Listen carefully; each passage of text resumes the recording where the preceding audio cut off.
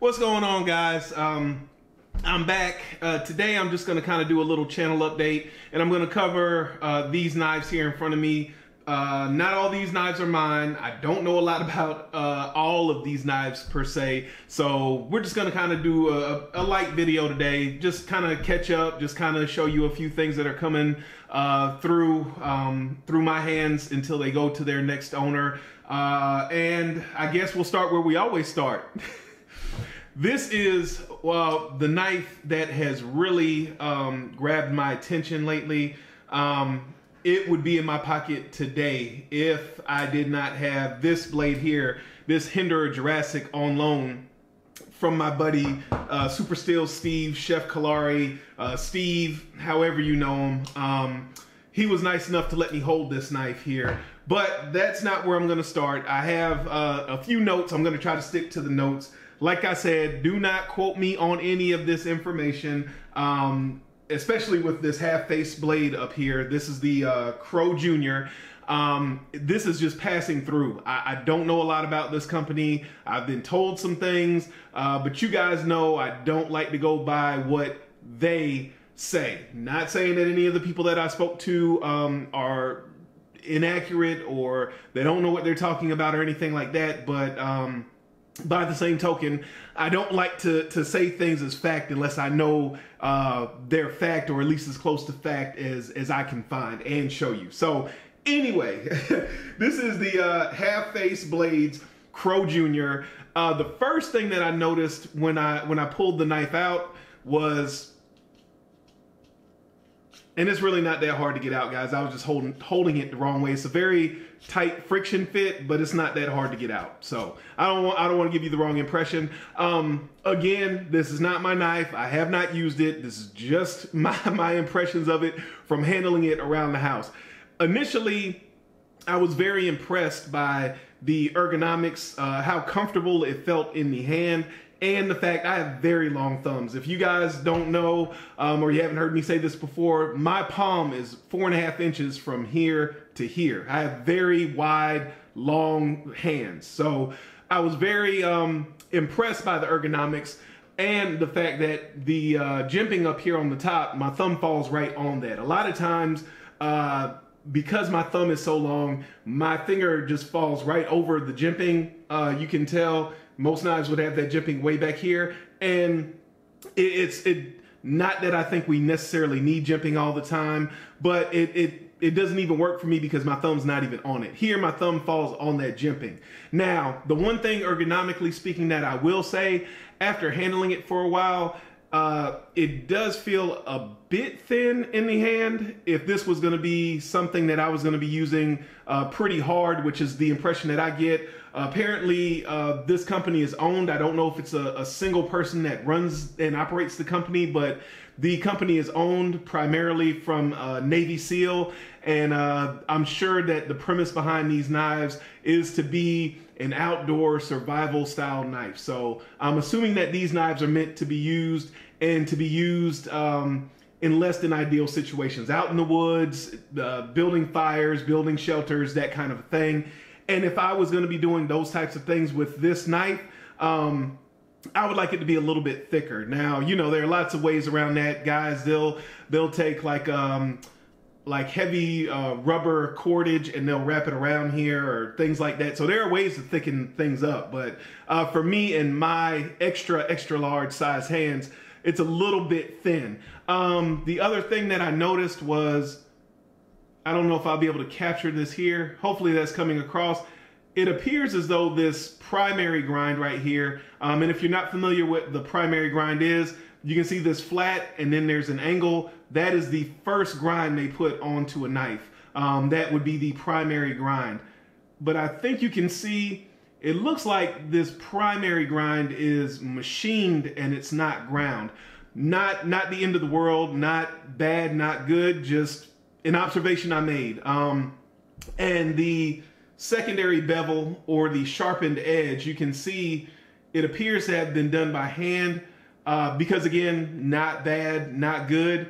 It does not appear to be very symmetrical. So that tells me that there was some hand engineering that went into this knife. And that is my understanding. I was told that these are S35VN. I was told that these are wet ground. Again, you've heard all of us talk a lot about wet grinding. That's to keep the heat down so you don't ruin the temper of your knife, which then in turn, you know, basically ruins the performance of the steel at the edge. So that is that part.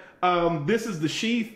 I don't know exactly what the material is, and I hope you can see that. It's not Kydex on the inside. It's some type of a softer material.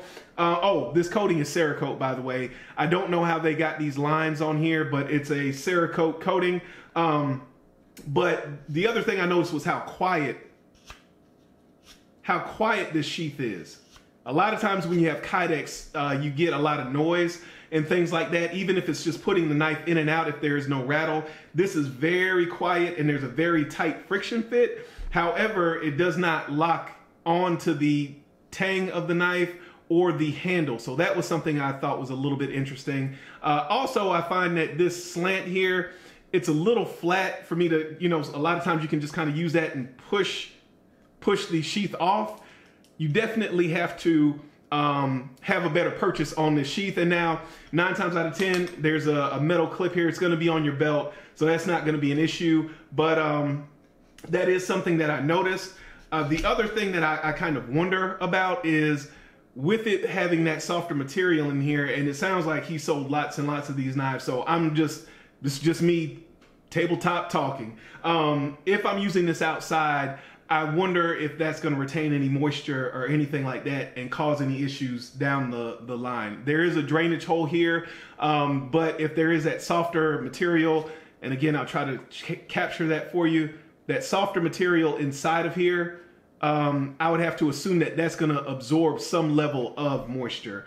So that's pretty much it. I thought this extra piece of Kydex here was an interesting touch. It is just a little rough right around the edges here and the transitions here, but I mean, I don't know the cost of this knife. Like I said, I know very little about this knife. I thought it was a pretty interesting knife. Next, one of my buddies is letting me hold his mini CQC8, also known as the Horseman, before it goes out to him. I'm not the biggest fan of Emerson's coated blades. This is like a Teflon based coating. I always tell people think non-stick frying pan. You can see the coating there. This is a new knife. I'll give you a look around. Again, we're always talking about, or you always hear how bad the fit and finish is on these knives and how horrible they are. I'll let you kind of be the judge for yourself. You can see there, one thing people always like to talk about is the transition from the liners to the scales. So I'll kind of give you a 3/4 view as best as I can. I've noticed that a lot of the newer Emersons are coming with the upgraded clips. These are usually a $15 add-on. Again, not good, not bad. Some people probably don't care, but that is what it is. I do notice that the Teflon coating makes it a lot smoother right out of the box. But like I said, I'm just not necessarily a fan of these coated blades. You can see here, let's show you that lockup one more time. And the centering. And the one thing I really wanted to show you guys is the texturing here. And you can see how it's kind of already picked up some material just from my hand and whatever else is touched. This factory texture is pretty aggressive. It does smooth out with use. However, I'll roll this in for size comparison. This is a full-size CQC8, and you can see here, I think this is like a 4-inch blade and this is around a 3.5-inch blade, but you can see the size difference. You can also see I sanded this down, and this was a modification I talked to my buddy who owns this knife about, because he was a little bit concerned about the texture of this knife. But I told him, you know, this took just a few seconds. I also talked to somebody on Instagram about that. They were talking again about fit and finish and how poorly made Emerson knives were and things of that nature. And one of the things we talked about was texture. And I mentioned that people for decades have been at least underneath this pocket clip, just taking a little bit of sandpaper and sanding down these scales. I mean, it takes like 10 minutes. It's not hard at all, and it makes a huge difference. You can see my finger slides right across. There's nothing coming off of my finger. Here you can see how aggressive that is and how it's basically taking the little bit of the dead skin off of my thumb. I do really like this full-size knife. I thought I wanted to get, if you guys know, I had the Purple Haze mini CQC8 Horseman. I thought that I wanted a regular mini Horseman, but it feels just a hair short in my hand, and I think it has to do with this hump, which is something I want to get to next. It just doesn't quite fill my hand up, and again, I have pretty large hands, so I think for an average person, this would be a pretty good size knife. I think you would be more than happy with it. But for me, I want something that's a little more hand-filling. But the thing I noticed, ironically enough and interestingly enough, these two knives came across my table at the same time. And the very first thing I noticed was the similarity in the shapes. And no, I'm not saying that Rick copied Ernie or anything like that. I'm just saying I've never heard anybody talk about the similarities, and I had never thought about the similarities. But you can see this is the Hinderer Jurassic, and you can kind of see what I'm saying about the similarities. Just that upswept blade. It does have a little bit of a clip here. There is more of a clip, and that could be due to that harpoon somewhat. This handle is more of a straight design, more parallel lines. There is a little bit of a swell here. This does obviously have a flipper. This does not, even though you can get the full size with a flipper. I just thought that was pretty interesting, the similarities in the size and the shape of the knives, and the fact that I've never seen them compared. So that is going to lead me directly into this knife here. My buddy, like I said, my buddy Steve, we were talking about Hinderers, and the XM platform just does not appeal to me for whatever reason. I've tried for over 10 years. I was buying Hinderers way back when you had to be a firefighter or law enforcement or something of that nature to get one, and you had to get them on the secondary. So I was paying, I mean, lots and lots of money for these knives, $600, $700, $800, $900 for these knives, and it just never has really appealed to me. This, if I had to rank it, I would say that this is better than the XM. Let me qualify better. This fits my hand better than an XM18. I feel like the blade on the XM18 drops down too much for me to be comfortable with. I'm not used to that shape, and that's what it is. It's muscle memory and comfortability and things of that nature. The lack of jimping, that was the first major thing I noticed with this knife was there's not any jimping in all of the places that you get jimping on an XM18. And I did not notice this. This has, I believe, okay, so this has like a floating backspacer that you can remove with this set screw here. So that's also pretty interesting. Now, what my buddy Steve did tell me, you know, and this is one of those things I think is out there, but people don't really talk about it. Like I said, people talk a lot about Emerson's poor fit and finish and this company and that company, so on and so forth.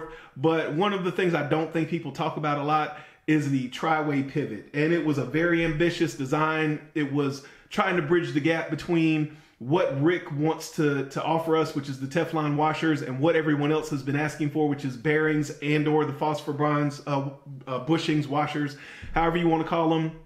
But I have owned one tri-way pivot knife personally. A few of my friends have owned several. Steve said with this specific knife, this is on bearings. He said that the bearings work pretty good, but he said that the Teflon and the phosphor bronze are meh. That's his wording, not mine. What I find is that when you switch out to another pivot system, either you get some side-to-side play, or you can never get the blade centered. Again, you know, that depends on how important that stuff is to you versus what type of pivot system you want to run. And it's like, it depends on the knife. Some knives will run very well on one and the other two will be kind of iffy. Some will be pretty good with two, and then the third one is not good. So it's almost like luck of the draw. That's something that I don't think is talked about a lot. But that lack of jimping, back to what I was talking about, on the knife itself, when you flip this knife open, it definitely helps. You don't hit your finger on any jimping and tear your finger up. And this dip in the handle also helps with your thumb. Again, another thing that I'm just now noticing is how that jimping, my thumb falls right on it, even though I have longer thumbs. But like I was saying with the Horseman, this drop of the tail end of the knife, the butt end of the knife, that just does not fill my hand up enough. Maybe if the knife was a little bit longer, that would fill my hand up. But I do like this knife better than the XM18 platform for some of the reasons I've already mentioned. The jimping, the overall shape, it does feel a little bit better, including how the blade doesn't have that negative kind of a cant to it. And that finger choil, that's another thing that I don't think is talked about a lot. Hinderers have that finger choil, but I find that even with my long, thin fingers, it doesn't really work for me. It feels like I'm right up on the edge, but it feels like if I hold back here, I'm too far away from the edge. It just hits me personally in a weird spot. And I think a lot of that is muscle memory, and how I'm used to using a knife. So I'm not saying that as an objective fact that they are bad for the reasons I'm saying. I'm saying for me and the way I've grown accustomed to using knives and having them feel in my hand, for me, that's where they fall short, if you were wondering. So that is about it. I guess I'll show you around this knife. This has been taken apart and maintained by Steve. You can see, like I said, it does have a lack of jimping compared to the XM18 platform. Oh, if I had to rank this knife, I would still say FireTac, probably Jurassic, and the MP1 would be pretty close for me, maybe with a little bit of an edge to the Jurassic. And then I would say the XM platform as a whole, XM18, any length you want to talk about, and the XM24. I have not handled the full track or the half track, so I can't throw that in there. But for me, that's where the Hinderer lineup would fall, in my opinion. I would still much prefer the FireTac over pretty much anything. Steve has sharpened this knife, and that is one of the conversations that often comes up. Again, back to how was the steel processed? How does the steel feel? How does it perform? Steve has said that this S35VN, oh, I'm sorry, not S35VN, this 20CV has performed well for him. It feels very sticky to the touch, and that's always a good sign when you sharpen a knife and it comes up very with a very acute angle that feels sticky and tacky to the touch. That usually means that it has been processed very well. So kudos on that. Now, the last knife, before I get into something, and I know we're going on 20 minutes. I told you guys we were just gonna kind of talk this morning. This is a Microtech Scarab II. And you can see it there. If you care about serial numbers and birth dates and all that stuff, hopefully you can make that out. It was made in October of this year, and I believe it's like number 170 something. I can't really make it out on the viewfinder. I have had Microtech knives in the past. I don't think I've had any of their out the sides, or no, I've had the manual SOCOM Elite. I like the knife, but I don't know. It just didn't stick with me for whatever reason. But I have had the Cypher. I've had the Trudon. I've had the Combat Trudon. I've had this knife, which is obviously the Scarab II. I've had the what is it? The UTX 85, I believe it's called, or whatever the one everyone has is. I had one of those, the Frag Grip version. I believe it was gray. It was from Monkey Edge. But I wanted to pick this up because it's a model that has been discontinued for quite a while.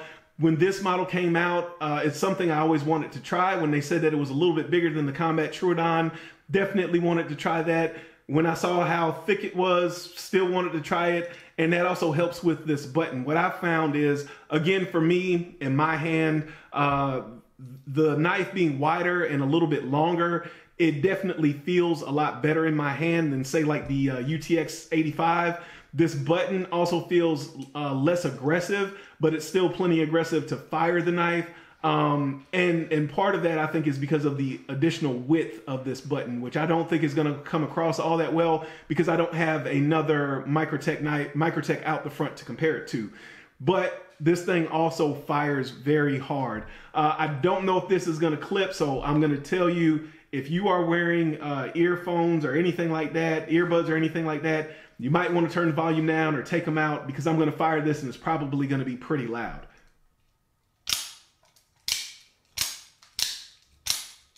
So it fires very hard. I think it's about a 3.9 inch blade, I think. Let's see. Yeah, it's got to be around a 3.9 inch blade, around a 4-inch blade. So a lot of blade in a fairly compact package. I like this knife a lot. It does have the fluting, you know, and the fluting up here, blood groove, fuller, whatever you want to call it. So you can fire it underwater. You can see the openings back here. All of that is to allow water to flow in and out. So if you happen to use this knife underwater, it will not hydrolock. You know, take that for what you want to take it for. I've never opened a knife underwater, but I'm sure there are guys out there that need that feature. This is M390. One of the other, is that upside down? No, it's not. Here we go. This is M390. One of the other changes is this is more of a rubberized texture than a sandpaper texture. Some people don't like that. The other thing is this does have Torx screws, so you can take this apart. It does not have those proprietary screws that Microtech is known for. That was also something I was interested in. I don't like knives that I can't take apart. And everything was made in-house beside the springs. And look at those screws. Look at how cleanly machined those screws are. Those are made in-house. Everything on this knife was made in-house. I don't remember the guy's channel. I think it's Circle X or something like that. It seems like he has a relationship with Microtech and Jason. Jason McCoy, if you don't know Jason. And he did a pretty good series with Jason on the birth of a UTX, and I thought that was pretty good, and it was pretty eye-opening. It definitely gave me more appreciation for these Microtech knives, so I thought that was very, very cool. Glad to have it here. Glad to put some use on it. It will definitely be getting carried, but I'm going to carry this a little bit more to get some more use on it before I turn around and start carrying my other knife so I can get this back to Steve.